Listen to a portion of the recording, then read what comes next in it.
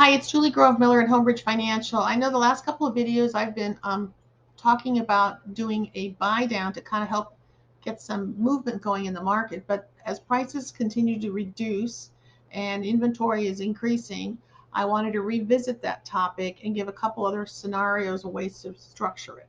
So let's look at $1 million price point, $800,000 loan, 20% down. Current rate would be at 5.49% on a 30-year fixed. Payment would be about $57.29, which includes estimated property taxes and insurance. So the whole PITI.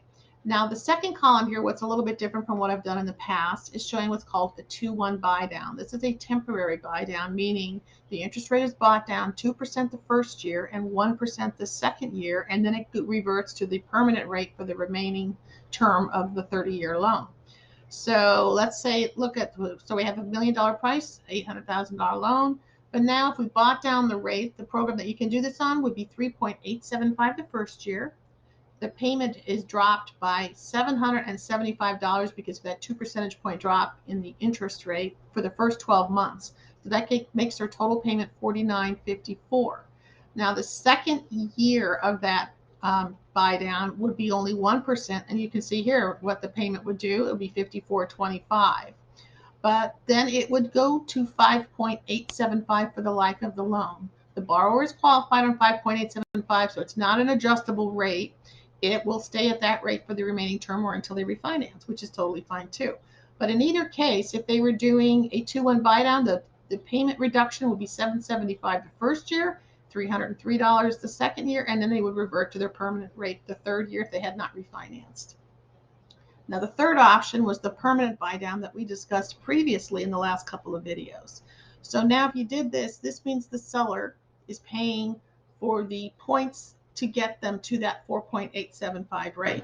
Just as they would be doing here, there is a spread between the interest rate, and that seller would then pay those costs, but it's still much lower than buying down or reducing the price. So in this case, again, the permanent buy down means that for the life of the loan, the rate is at 4.875 until they refinance.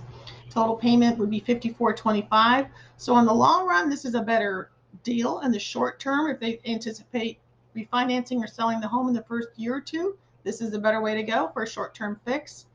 It's just for comparison's sake, a price reduction. If they did a $30,000 price reduction to $970 and it did it at 5.49, that would be an improvement on the payment, but you're still almost half what it would have been on either the permanent buy down or several times lower improvement for the buyer on the 2-1 buy down. In all of these cases, this costs the seller more than either of these options. So please talk to me about making this specific to your listing.